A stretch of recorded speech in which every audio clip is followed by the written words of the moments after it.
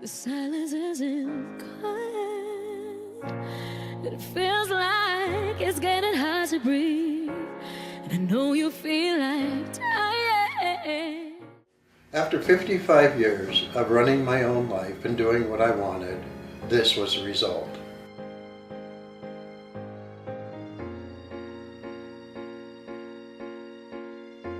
"13 years ago, I decided to let go and let God in.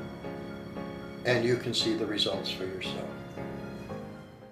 And I rise up, I rise like the day I'm rising, in spite of the ache. And I'll do it 1,000 times again. I rise like the day I rise up, in spite of the ache. I rise up. Happy to be in the house of the Lord today. We started a new series last week called Rise Up, and today's title is, as Jim said in his video, to rise up and to let go. Where I want to start off this morning is talking about what it means to bring something to God that is hindering you from rising up and becoming the child of God that God desires you to be. What is there in your life that hinders you from moving forward, that hinders you from taking that next step of faith?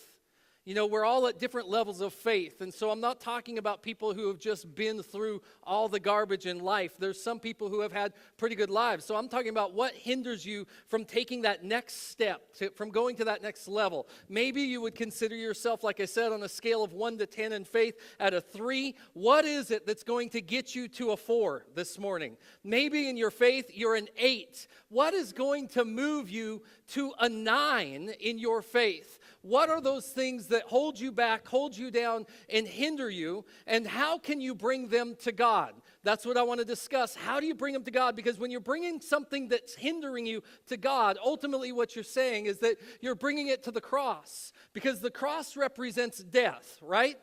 That's where Jesus died. You want to bring something to die, you bring it to the cross. But the great thing about the cross is it doesn't always just represent death, because Jesus died on the cross, which means that we now can receive forgiveness into our lives. The cross also represents forgiveness.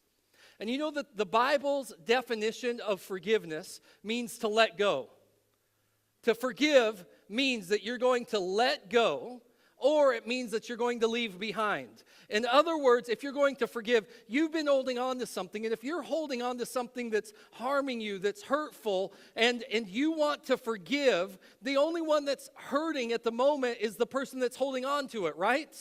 And so the only way for you to not move and for you to be able to move forward is to let go of that thing. But in the definition, it also means to leave behind. So I'm not just letting go of it so I can pick it back up again, but I'm letting go so that I can leave it behind. Why am I leaving it behind? Because once I let go of it and set it down, I'm moving on. The idea is that we're moving on with God because we're moving on up, right? For all those from the late 70s, early 80s. To the top, right? The idea is we're moving on up. So we're letting go and we are leaving behind. That's the whole theme of this morning. And we're going to look at that theme through a story out of 2 Samuel chapter 12. We have the story of David. David, one of my favorite characters in the Bible. He is known as a man after God's own heart. I always say, who would want that title in their life? Like, that's an honored title, to be known for centuries, that you are known as a man after God's own heart. Like, you'd think of David and you'd think anybody that has that title must have been somebody that was pretty in love with God, pretty favored by God, must have lived a pretty righteous life, right? Like, he's right next to Enoch, who lived such a good life that he ascended into heaven without even dying. Like, David is right there if he's known as a man after God's own heart. But if you know the story of David, you know that's not true at all. Like, David had his issues, right? He had some struggles in life. and he went through some things, but in the midst of going through them, he is still known as a man after God's own heart. And I love that when you look at this story, you know the background of David, that God looked at David and he plucked David from a field as a teenage boy. That's the favor that God had on his life. That God gave David, he anointed him the king of Israel as a young man. That God delivered David out of the hands of Saul. That God gave David all the houses of Israel and all the houses of Judah and all of his predecessors' wives. And God even said to David, like, David, if you think that I've given you too little, then I would give you even more.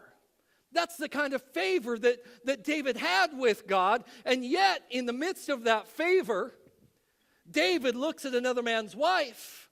He lusts after her. He brings her unto himself. He impregnates her. And then he doesn't know what to do. So what does he do? In the midst of his sin, like he's in some major sin. What do I do? What do I do? Everybody's going to find out. I've got to figure this out. I don't know what to do. So he decides, you know what? I'm going to send her husband off to war, put him at the front lines, and, he'll get killed at the front lines. I'll just bring Bathsheba and the child into my home, and we're just going to pretend like it's okay. Nobody's going to know the difference. Yes, we're going to have major sin in our lives, but let's just pretend like everything's okay in the house, right? And so that's what he does. He gets her husband killed, and then he brings her into the house. And then, he thinks, he thinks that everybody thinks that he's okay. Life is going on. Life's good. The king's good. You know what? He has a new kid, some new woman that he brought into the house. Life is good. But you know what? What others don't see, God still does. And so God sends the prophet Nathan, the man of God, to David's house. God's here to tell you something. And so Nathan looks at David and he says, you've been in sin. And you're not going to die from that sin. But there's going to be repercussions for that sin. You know that sin won't necessarily kill you. For those who don't know Christ, it leads to eternal death. For those who do know Christ, it doesn't mean that you're necessarily going to go to hell when you sin. But it does mean that oftentimes you're going to suffer the repercussions of that sin. And so Nathan's saying, listen, God's not going to kill you, but there's some repercussions. And that's where we pick up in the story, 2 Samuel chapter 12, verse 13. Now, I would encourage you to go home and read through this yourself if you don't have your Bible, because it's always better than to just see it on the screen one verse at a time and hear me preach from it, for you to read it for yourself. So go home and read this and see the story for yourself. Make sure your pastor's not lying to you about anything, okay? 2 Samuel chapter 12, verse 13. It says, David said to Nathan. So Nathan had just knocked on the door of David's house, told him what was up. David says to Nathan, you know what? I have sinned against the Lord. David recognizes the fact that he's sinned. He admits the fact that he has sinned. One of the greatest steps we can take is the fact that we will admit we still have sin in our lives. The whole process of being a Christian is learning what sins you're still battling and being able to eliminate those sins from your life so that you can grow in a greater relationship with God. It's an ongoing, never-ending process. Like, you're never too good enough. We all have something in life. David was a pretty righteous man. Man, he had the favor of God, and yet he still had sin in his life. And sometimes it's easier to see the sin in other people's lives than it is to see the sin in our own life. That's why Nathan comes to the house and he tells David this story. Like, did you hear about what happened to this guy? That's what he started with, a story that was an example of the same thing that David was doing. So David could say, yeah, man, kill that man. Right? He deserves it. He's being sinful. And Nathan says, that man is you. It's easier to see the sin in other people's lives, but what God's trying to get us to do is recognize the sin in our own lives and admit it's there. Because we've got to go through a process in order to grow in relationship. And it's like peeling an onion. You know, it's like you peel something off, but the more that you peel off, the stronger you get. Right? You take a layer off of an onion, and man, it just gets stronger. You take another layer off of an onion, and it just gets stronger. That's kind of the idea, but in a good way, a good smelling way. It's a process that you're going through, and David recognizes the sin. And so Nathan says to David, the Lord also has put away your sin. You shall not die. However, because by this deed you have given great occasion to the enemies of the Lord to blaspheme, meaning, you know what? Because you're known as a child of God, because you're known as a Christian, and yet you sin, it gives people in the world an opportunity to blaspheme God. Like, oh, look at that. They call themselves a Christian. And you see what they're doing and how they're acting and the things they say and the things that they do. Yeah, and then they look upon God poorly because of you, because of me, the things that we do and the things that we say. And so there's repercussions for sin in our lives. Like there's a price to pay, and that's what he says here. He says, you know what, you've given great occasion to the enemies of the Lord to blaspheme. So the child also who is born to you shall surely die. And then Nathan departs the house. Like, can you even imagine what just took place? David opens his door and he gets punched in the face, basically. Right? He's like, bam, yeah, I'm a sinner. And then he goes into a place of repentance, like, I've sinned against God. And what we don't really see here is the repentance that takes place. If you ever have time, read Psalm 51. Psalm 51 is the repentance of David at this time frame. Like, it's him crying out to God to forgive me. And I want to show you what repentance looks like in David's life.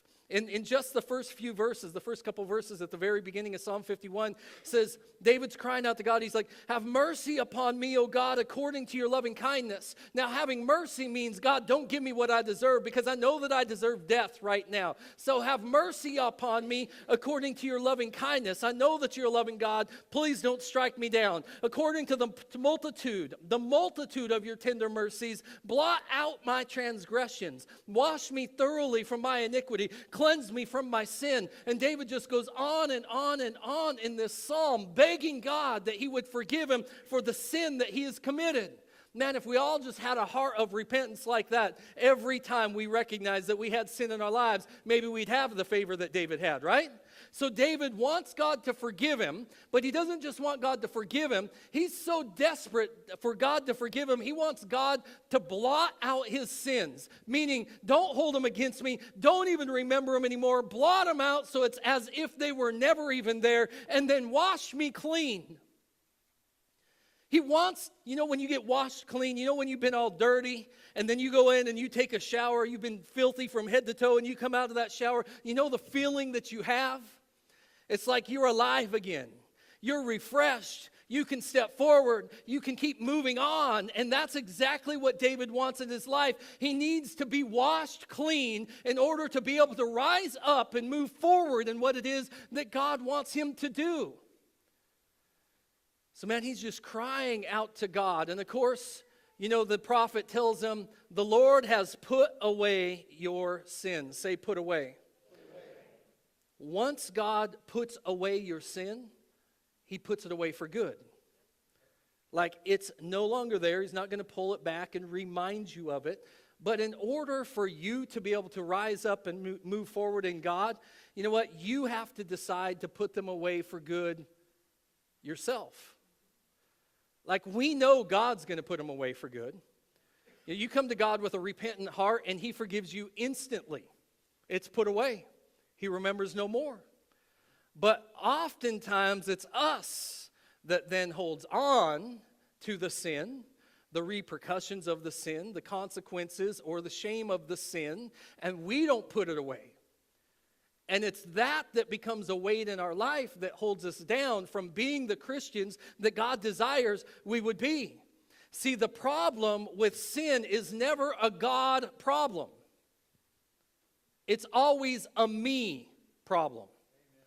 You know what's interesting is how many times over the last many, many years that I've counseled with people, people will come in and say, Pastor, I just need some counseling. You know, this and this is happening to me, and you know, I'm going through this at work, and I just need to know what to do, and would you pray for me? Or I'm going through this with my marriage, and, my spouse does this, and my spouse said that, and they just continually run me down, and they hurt me, and that sort of thing. It's just very rare, if ever, that somebody comes in and says, Pastor, you know what? I need counseling. I need some help here because I've got a me issue. I've just been selfish lately, and I'm putting all of everything that happens onto me onto other people, and I'm blaming them for everything that's going on in my life, and I'm blaming them for me being held back from doing what God has called me to do, and I've just got a me issue, and I'm selfish.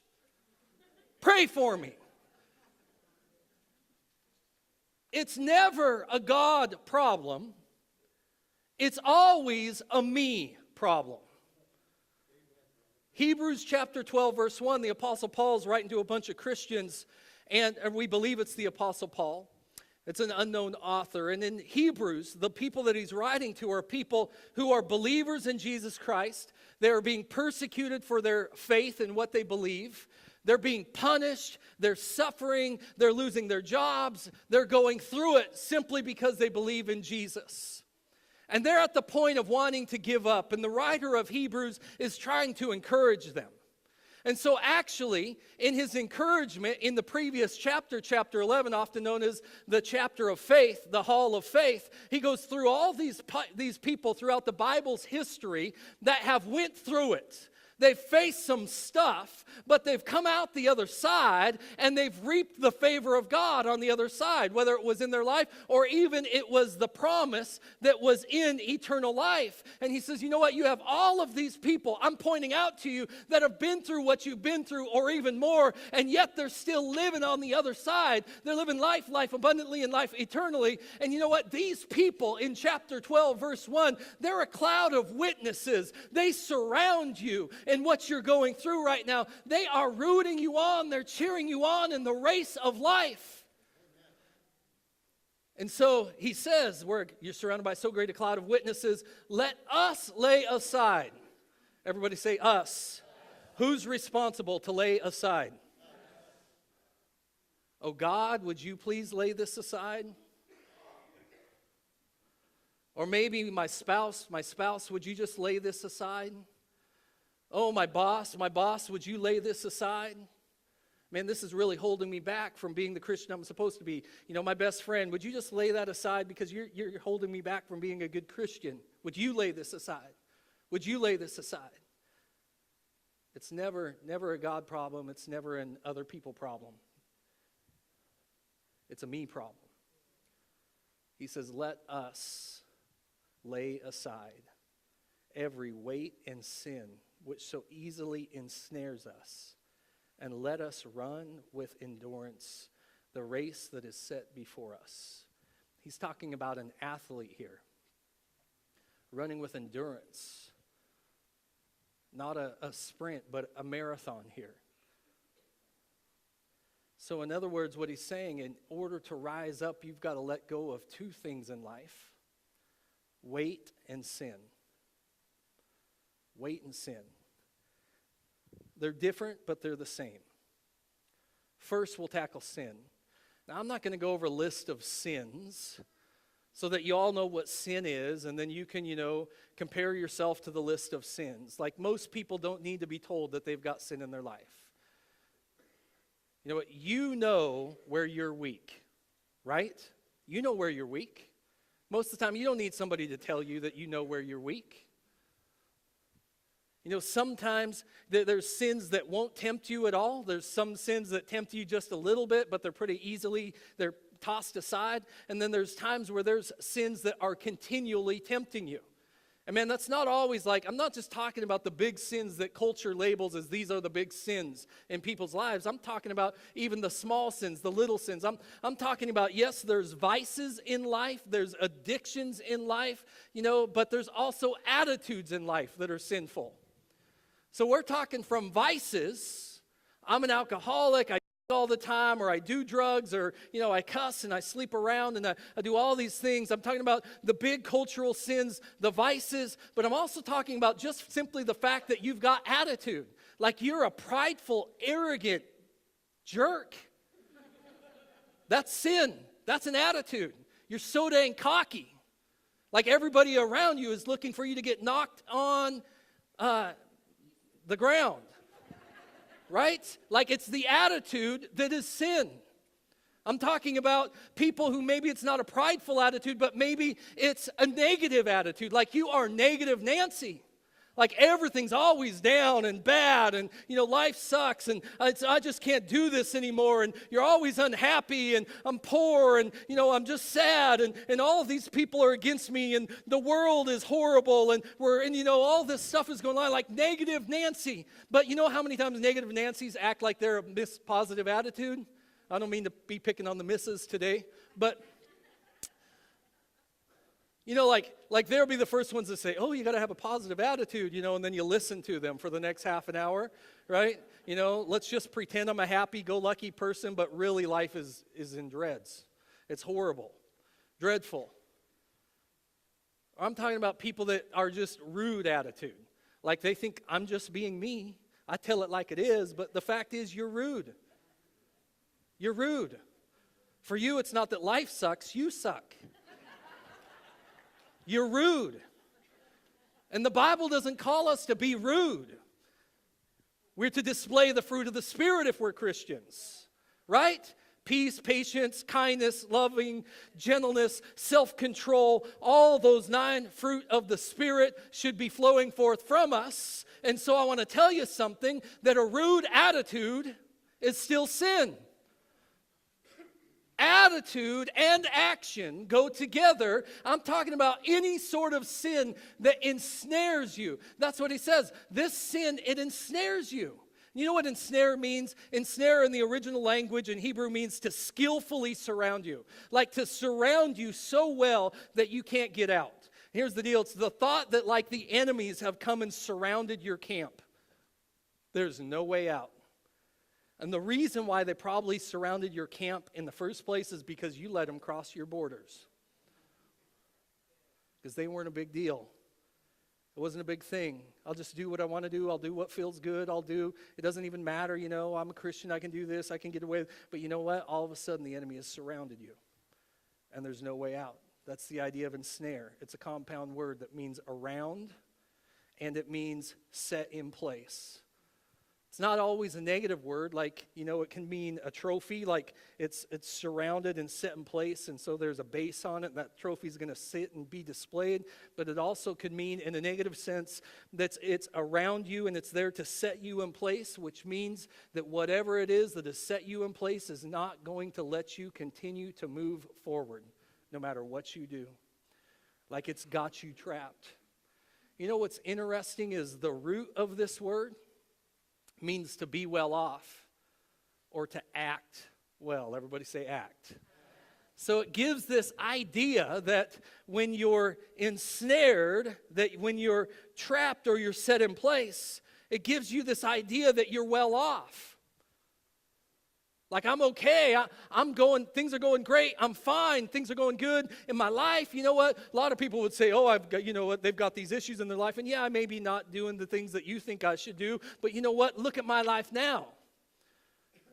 You know what? I'm doing okay, I'm doing good. In fact, it may even seem like I'm doing better in life. And at least if I'm not, that's what I'm portraying because I'm acting well. Acting well. But the reality is, Scripture doesn't lie. The truth is that, you know what, you can act all you want and tell everybody that you're okay because you want to believe you're okay. You want everyone else to believe you're okay. But the truth is, the Bible says that it ensnares you. Sin ensnares you. And it doesn't matter how big or how small. In fact, kind of the point of this Scripture is that even the small sins will ensnare you. Because he puts this in the context of running a race, right? He says, lay this aside. You know the idea of lay aside? The definition is put away, let go, and leave behind. Have you guys heard the words put away? Have you heard let go and leave behind? You know what they were in reference to? Forgiveness. The definition of forgiveness. Do you know that any time it comes to letting go or putting away or laying aside anything that's a sin or a weight in your life, that it will always deal with forgiveness? the idea of forgiveness. You know, maybe it's you seeking God for forgiveness for the sins in your life, or maybe it's just a weight that you have, a weight that you bear. You know that every time what's going to be required of you in order to shed that weight will have something to do with forgiveness. It's always forgiveness related. You want to rise up because something's holding you back and holding you down, it will always be something to do with forgiveness. Whether that's receiving forgiveness from God, or you forgiving God, or you forgiving somebody else. Always, always, always, it has to do with forgiveness. And so you think about this context, he's referring to an athlete that's able to run a marathon, right? And he's saying you've got to lay these things aside. And so in Paul's day, when he's referencing somebody who's running a marathon, or even in Jesus' day or thousands of years before that, oftentimes they'd be referencing the races or the games that would be taking place. Back then they celebrated the Olympics, right? The Greek Olympics, but they also had all these other Olympics and races and games that would take place. So, you know, it'd be like the X Games are every 2 years, and you have the Winter Olympics and the Summer Olympics, and like almost every year there's some big athletic games that are going on in the world, and that's how it was back then. And so when it came to the runners, the Greek runners, they wanted to win. And so it was a big prideful thing for them. They would lay aside every weight and every hindrance. They would put it away so it wouldn't slow them down. And guess what that meant? That meant that even they would lay aside their clothing so it wouldn't entangle them and slow them down. So back in the days of Paul, when he's talking about this, he's talking about the fact they said they took everything. It didn't matter if it was big, small, their clothing made them naked. They ran naked. They threw everything aside in order to continue to endure, to run the race, to win the race. And I feel like what God is saying through this scripture is it doesn't matter what your sin is. It doesn't matter how big it is or how small it is. It doesn't matter how prideful you are or how shameful you are. You are better off to run naked before God than to be clothed in deceit. That's what he's saying here. Just get naked before me. Admit that you're a sinner. Strip yourself of these weights and these hindrances in life. And so this is what we see in Psalm 51. We see David's repented so well that God put away his sins, right?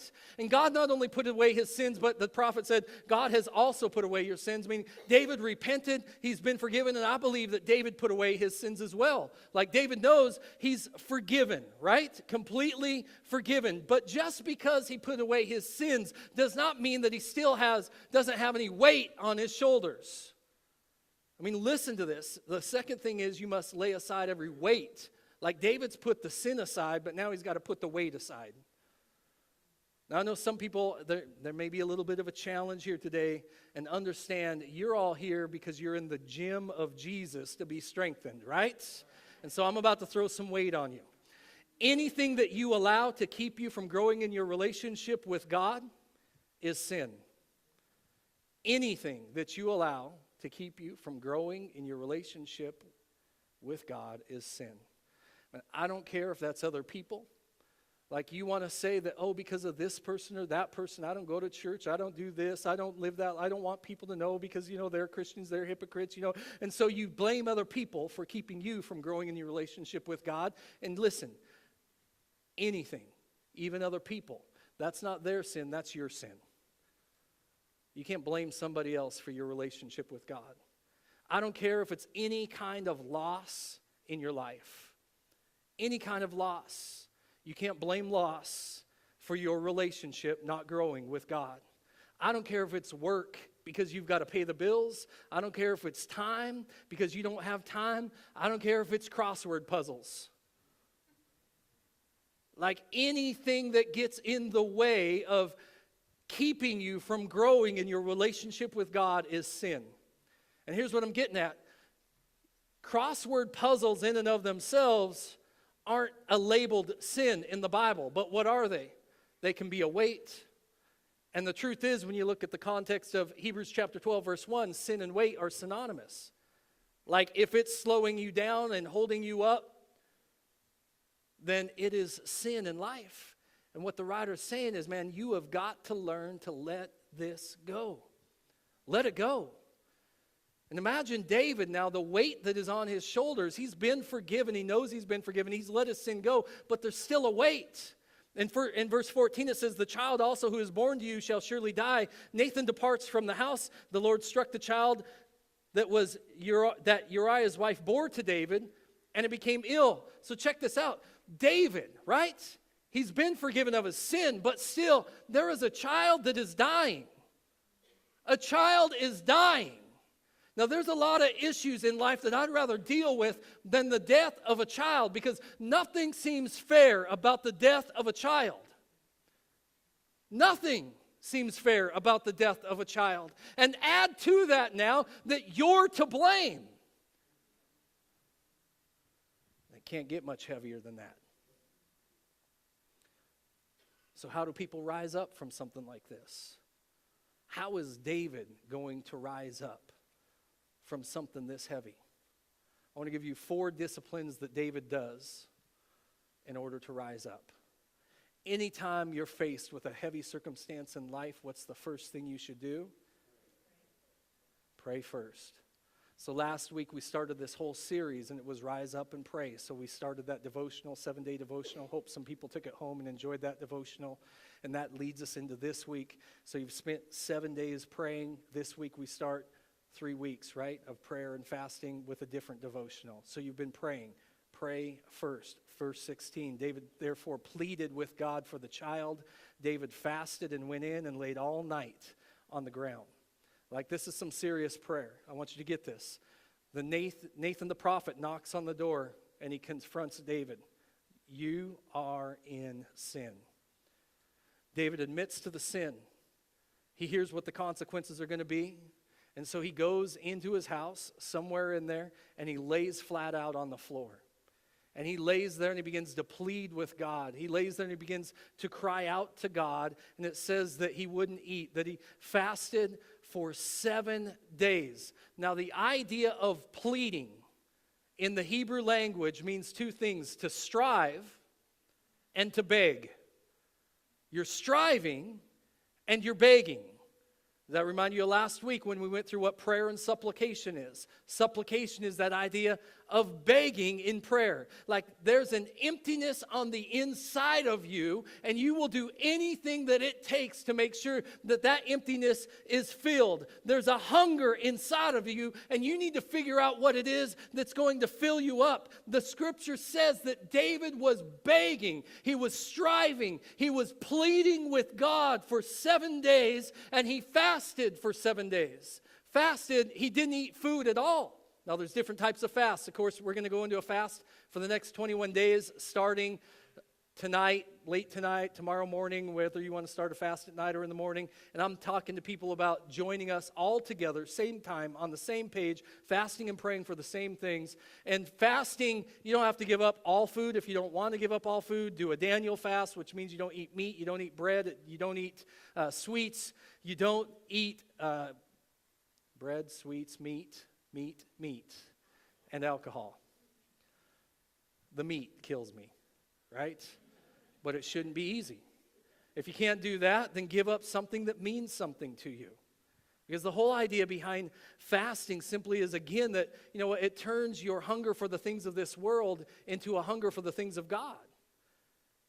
As I go over the next 3 weeks, every time that I see a fast food commercial that has meat on it, I'm going to be hungry. Like, I need some meat, right? Today after church, going home, and we're going to have a bunch of barbecued ribs just to prepare for the next 3 weeks. And for the next 3 weeks, every time I see meat, I'll be like, I'm hungry, right? But what God wants you to do is to turn that hunger for something of the world into a hunger for Him. And so in those moments, that's when it reminds me, I'm hungry for God more than I'm hungry for anything in this world. And it reminds me to pray, continually be praying. It helps me eliminate the distractions of this world to keep me more focused on the things of God. The God that is sovereign, the God that is in control, and that's where we should be focused, right? That's what David's doing. He's fasting so that he is so focused on the God that is in control. He doesn't do anything but pray, fast, plead for that child's life for 7 days. Understand that David was always a man who had the answers. Like when the Israelite army didn't know what to do with Goliath, David had an answer. David was always a man who could take control and get the job done. And it didn't matter, it was a difficult job. It may have looked impossible, but David had the ability to get things done. He was always a man who could fight and fight his way out.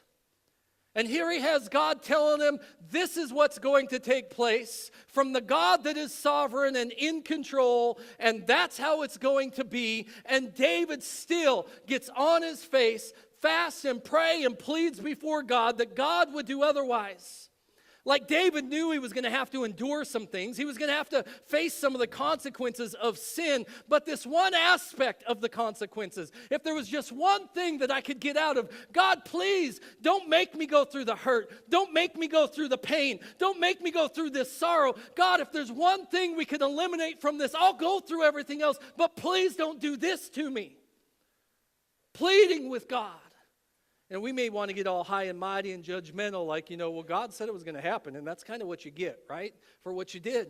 But the reality is you see this from the greats in the Bible anyways. You look at the Apostle Paul, right? He was afflicted with a thorn in his side, the Bible said. A messenger of Satan who was making his life more than difficult.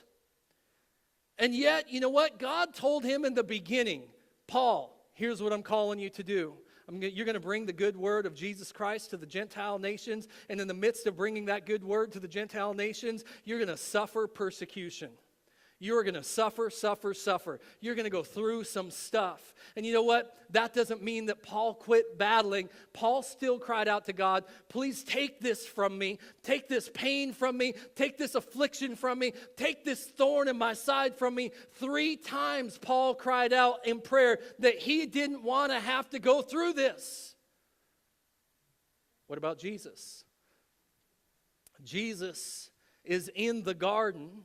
Jesus knows who he is. He's the Son of God. He knows who he's to become. He knows what he has to endure. God's already told him. He knows what he has to suffer through in order to be able to rise up and move forward on the other side. Nevertheless, Jesus comes to God in prayer. And he's like, God, man, I don't want to have to go through the pain. I don't want to have to go through the infliction. God, if there is any way, please, take this cup of wrath from me.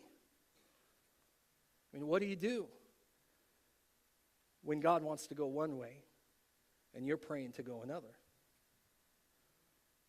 Always seeking God they were in this time of their life. God, please, please, please. You know how hard that is? But it points to the relationship that they had with God. And that's what I want you to see in this moment. Like, it takes an incredible relationship with God to be willing to ask him to change his mind. Most people who are young believers don't have that kind of relationship. Some people who are struggling with sin would think, I would never ask God to change his mind. Like, this points to the relationship. They had such an intimate relationship with God that they felt like they could ask God to change his mind and not worry about what might happen to them for asking.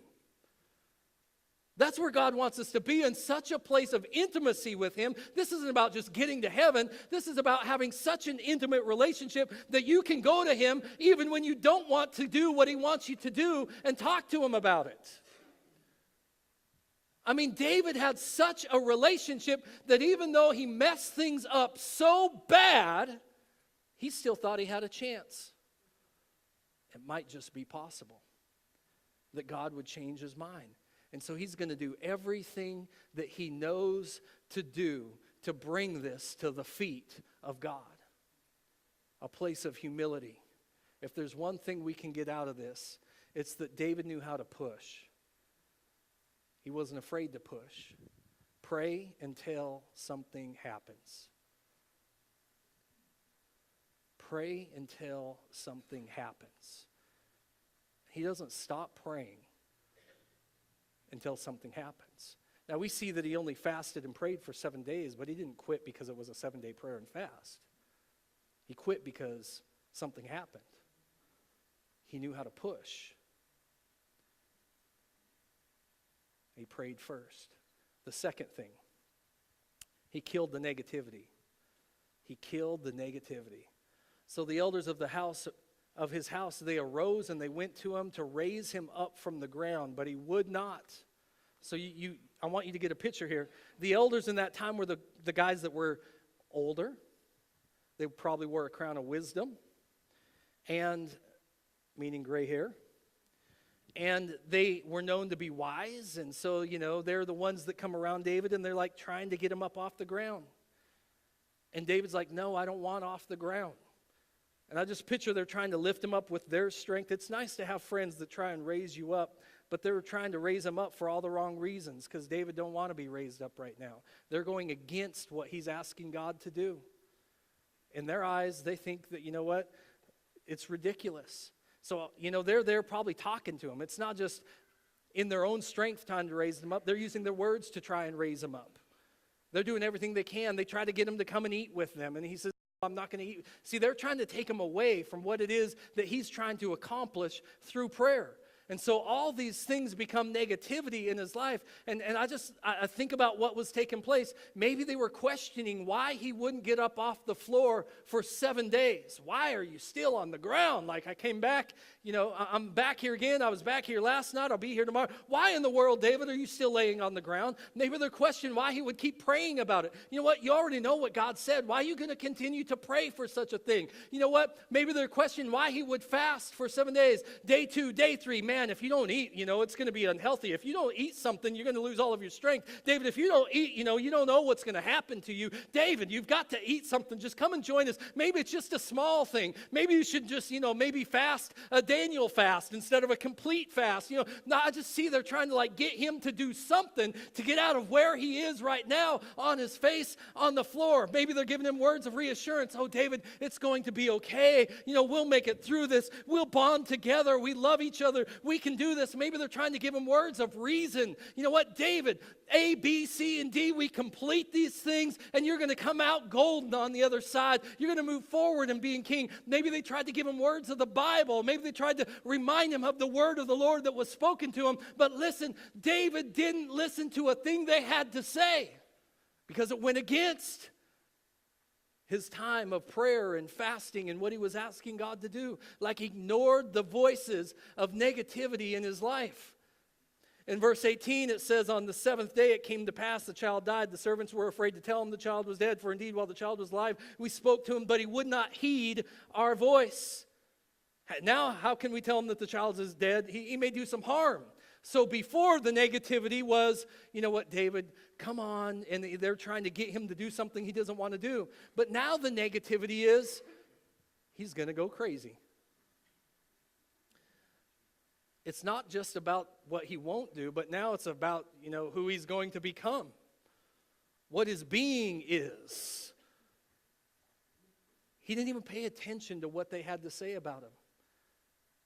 And that's the point I want you to get. If you want to rise up in your relationship with God, if you want to move forward as a Christian to take that next step of faith, then you cannot pay attention to what people have to think about you. You can't pay attention to what people think about you. You can't care about what people think about you.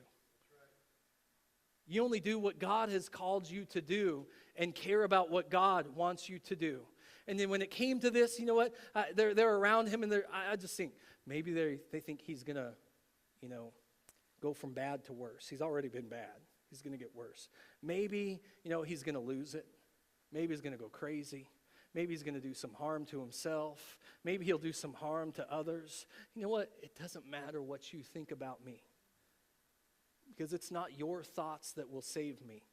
It's my thoughts that'll save me. Psalm 23:7 says, for as a man thinks in his heart, so is he. The only thing that matters really when it comes to rising up and fulfilling what God wants me to do is what I think about me. David prayed, he fasted, he killed all things negative. David did everything that he knew to do, and more than likely in this season in his life, David did everything right. So does he get what he wants? He was doing everything right. He was praying, he was pushing, he was fasting. Did he get what he was asking God for? Of course, you know the story.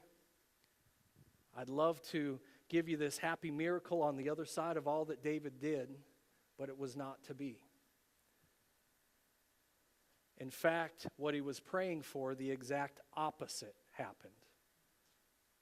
So, what do you do? How do you respond when you've pushed in prayer? You've prayed until something happened, and it happened, but it was the opposite of what you were praying for. Verse 20. David arose from the ground. He washed and anointed himself and changed his clothes. He went into the house of the Lord and worshiped. Then he went to his own house, and when he requested, they set food before him, and he ate. How do you respond when you don't get the answer you were looking for? Here's what David did. He rises up. He gets cleaned up. It says he puts some cologne on. And then he goes to church. He spends some time in worship, and then he goes home after church, and he eats. Like, I don't know about you, but that sounds like a Sunday morning to me, right? That's going to church. You rise up, you get cleaned up. You put on some fresh clothes, you throw on some cologne, perfume, whatever it might be. You come to the house of the Lord, you worship the Lord, and then you go home and you eat something, and that's exactly what he did. I mean, how did David do such a thing with such a weight that was once upon his shoulders just moments before? I mean, it's crazy to think this is what he did in the midst of what he was going through. It was so crazy that even his servants asked him. Like, not the wise men around him that were asking him this question. The servants who were underneath him were like, how did you do this, boss? Right? In verse 22...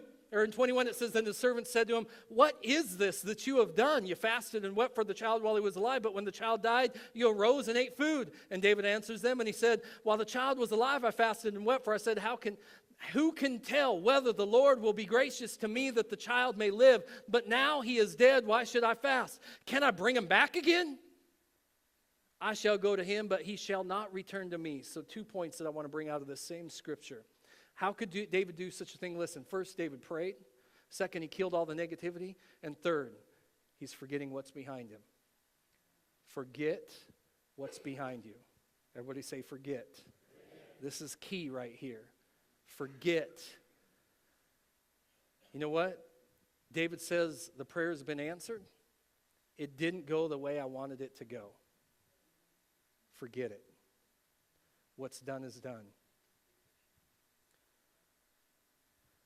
You know what? I can't bring him back. That's what he says. Can I bring him back again? No. I can't change the past. So I'm going to forget it. Philippians 3:13, Paul tells the church, brethren, I don't count myself to have apprehended. Meaning like I've attained this special status. I'm somebody special in God's eyes. I don't count myself to have been the man of God or the man. But one thing that I do, forgetting those things which are behind. Forgetting those things which are behind. Say, forget. Now, listen, I'm not saying that David was forgetting the loss of his son. Don't misunderstand me. What I am saying is that in the process of losing his son and all that it entailed, I'm saying that he's choosing to forget those things which are behind him. Forget the sin. Forget the condemnation that came from the prophet. Forget the guilty verdict from God because God has forgot it. Forget the shame that you put on yourself in the process. Forget the words of others. Forget the hurt that came from others. Learn to forgive and forget. Because a lot of times people will say, well, I can forgive, but I can't forget. And this is exactly what Paul is describing here, is not just the ability to forgive, but that you've got to learn to forget. Forget, because it's the kind of forgiveness that God gives you. Listen, God says, if you want to be forgiven, then forgive as God forgives you. That's what the Bible says, right? Well, the forgiveness that God gives you is the kind that says, I not only forgive you, but I've forgotten the sins that you've committed. That's exactly what he's saying. If you're going to learn to forgive, then you've got to learn to forget. And what it says, Isaiah 43:25, God says, for even I am he who blots out your transgressions for my own sake, and I will not remember your sins. Like, we probably could be here all day. I could preach on this. Blotting out the transgressions, it's like putting white out over what was just written down. Corey did this, Corey did that, Corey did this, Corey did that. Oh, he's asked for forgiveness. Give me some white out. Jesus hands him the white out. Clean slate. But you know what? He didn't do that for me. It says he blots out your transgressions for my own sake. I blot out your transgressions for my own sake. Like God forgives you and forgets for his own sake. Somebody hear me. Like you forgive and forget for your own sake. They ain't getting away with anything. But you can forgive and forget because it's for your own sake. Because you don't forget, then it just becomes the weight that is going to continue to hold you down. And so we often talk about the fact that we forgive and we forget, but the truth is, as Christians, we're continually trying to pull back into the future what was meant to stay in the past. Right? So even like if you've been married, you dated somebody a long time, this constantly happens. Like you're going down the road, you start arguing about something, and all of a sudden the wife reaches back, or the husband reaches back. You remember when you did this, right? They pull that skeleton out. Yeah, you remember this? You remember this? You remember that time we did this? You remember that time you said this to me? You remember that time? You remember 8 years ago? You remember 6 months ago? You remember yesterday? Well, I thought we got over that yesterday. Oh, no, because we're still going through it today. Let me pull it up, show it to you, right? We're reaching back and grabbing what was meant to stay in the past and bring it into the future because we somehow think it's going to help us. Like, listen, I know that this is a hard statement, and it's probably more of a guy's statement, but when we say forget it, it ain't going to help us move forward. Now listen, if the husband brings it up down the road, because, they'll say forget it unless it's something we want to remember. Oh, yeah, I remember saying that. And I also remember you saying this, right? And you did this. And you go back 6 months and this is what, no, I'm just saying, like, we would all be better off if we would truly learn to forget. So if you have forgiven and forgotten, then why in the world do Christians still go about talking about their old sin? Why are we still suffering from shame? Why do we still have bitterness towards others? Why are we still unforgiving towards God? The only way to put those things behind you once and for all is to kill them. Somebody say kill them. We could get that on Fox News. I guarantee it right there. There's this church in North Idaho. They all shouted kill them. You want to move forward in life, you've got to learn to kill them, right? I mean, David's ability... Listen, okay, verse 19. Let me give you context there. David, he saw that his servants were whispering, and David perceived that the child was dead. Everybody say perceived. So David's ability to even begin to rise up from where he once was on the floor started when he perceived a thing. When he first perceived it, because perception is everything. Listen, he perceived that the child was dead.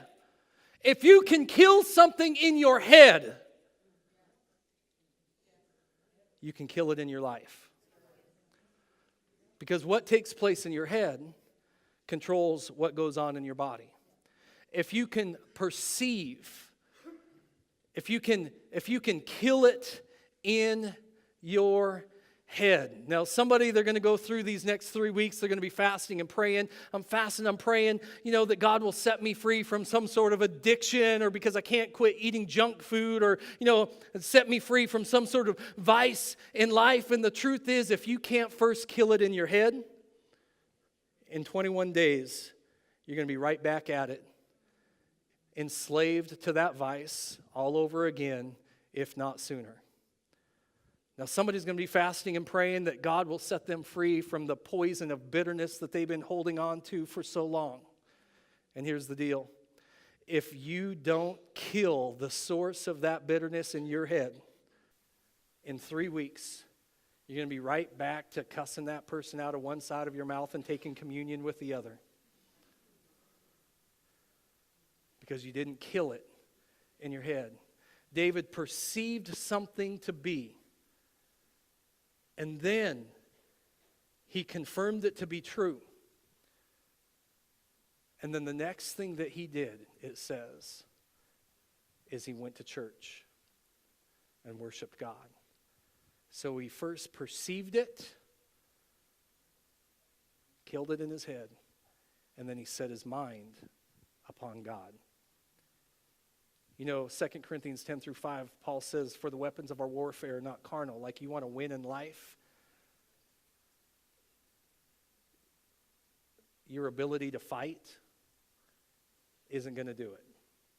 Your ability to speak words or the volume of your words isn't going to do it. The weapons of your warfare are not carnal, but mighty in God for pulling down strongholds, casting down arguments and every high thing that exalts itself against the knowledge of God, bringing every thought, somebody say every thought, into captivity to the obedience of Christ. Listen, you don't even get started allowing strongholds in your life. You don't need to bring up an argument, right? It says casting down arguments. Like you wouldn't have to cast it down if you didn't bring it up in the first place, right? Don't even bring up an argument. You know what? You don't give things that are against your relationship with God a second thought. That's what he's saying. Don't even give it a second thought. As soon as that thought pops into your head, man, you grab hold of that thing and you bring it under the blood of Jesus. You bring it into the captivity of Christ, meaning you're going to say, here's what my thought says, but here's what Jesus says, and I'm going to set Jesus right on top of this bug and smash it, right? You leave them behind, you put them away, you let them go, and then, you know, when you've killed them dead and they're no longer in your head, you can say they're forgotten.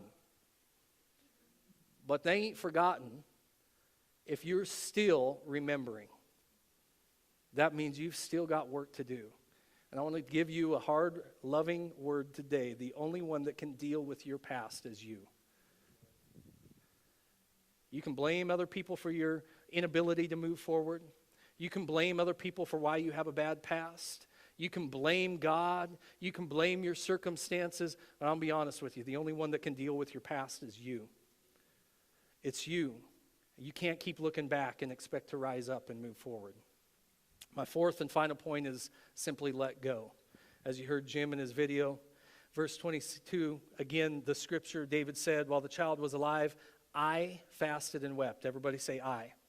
For I said, everybody say I. Who can tell whether the Lord will be gracious to me? Say me. That the child may live, but now he's dead. Why should I? Say I. Fast. Can I? Say I. Bring him back again. There's a whole lot of I going on in David's statement, right? What David had to finally come to a place of is learning to let himself go. Let yourself go. Finally came to a place in life where he could say, you know what, God, like Paul, your grace is sufficient. God, like Jesus, not my will, but your will be done. You see, David was able to control most situations in his life, but now he has to let go of what he can't control so he can start to deal with what he can control. What does David control? He controls his ability to get up off the ground, change his clothes, take a shower, put on something that makes you smell good. Go to church, worship God, go home, be with your family, eat a meal together. Those are things he can control. So that's what he does. Sometimes the greatest challenge you'll have is letting go of you, knowing you're not in control. I believe this, had David never prayed first by bringing it to God, had he not killed the negativity, had he not left his past behind, had he not let go and let God, I believe that the weight of the situation would have held him to the floor. He would have been stuck in sin over the loss of a child, unable to continue to move forward with God. But you know what happens when you choose to follow the disciplines that God sets out before us? It says that instead he rose up, he did all those things that I've already described. Then he goes into his house after he gets back from church. He comforts his wife. Listen, he comforts his wife. Now I don't even have time to go into what that means in the original language. But he begins to minister out of that loss. Like there's a difference. He didn't forget the loss, but he didn't allow that loss to keep him from moving forward. So he wasn't stuck on the ground. He was now ministering. He's moving forward in the midst of the loss. He has the ability to now bring comfort to somebody else who's suffering from that same loss. And so in his ability to control what he can control and do what God has called him to do, now provide and care for this woman that's become his wife, it says that God actually gave them another son. And this time it says that David received the word of the Lord that God loves this son. Now don't misunderstand me. It's not that God didn't love the previous son that died. He did. But there was a situation that had to be dealt with. That son went to be with God for eternity, living a better life than he would have lived on the face of the earth. But the situation had to be dealt with. Now, David and Bathsheba have another son, and this time God says this is a son that God loves. That's what it says. And what he's doing is he's reminding David, I know that you've been through some stuff, but I want you to understand my grace is still with you. My favor is still with you. We went through some hard times together, you and I, David. But you can still move forward. Here's a son. It's a son that I love. And so David looks at that son and he names that son Solomon, which means peace. Peace. It's like, you know what, you've endured the consequences. You've endured the chaos. You've brought it to God and you've learned to let yourself go. And now God will bring you peace. Peace is one of those things that helps you rise up and move forward in God. It helps you get to another level in life. And so I want to end with saying this. I know there's some people here, you know better than I do. I want you to begin to think about it right now. What is it that's in the way of you taking that next step of faith? What sins are in your life that are weighting you down? Maybe they're not just a blatant sin. What are the things that you're holding on to? You know, some people, they don't realize, like, I'm not just talking about the big things. I'm talking about small things. Right? I've seen this video. A bottle of water is light. It's just a little thing. If I hold on to this for the next hour, you know what? My arm's probably going to begin to wear down a little bit. Right? It'll wear down. But if I hold on to this little thing for the next 5 hours, more than likely, my arm's going to start to get some pain in it. Possibly the wearing down and the pain will spread into my shoulder. And if I hold on to this bottle for the next 24 hours and you guys all show up at noon tomorrow and I'm still standing here, this arm will probably have went numb. The pain will probably begin to spread from my shoulder into the rest of my body, and the rest of my body will begin to suffer for the fact that I'm still choosing to hold on to this little thing. Weight is weight, sin is sin. It doesn't matter how big it is, how small it is.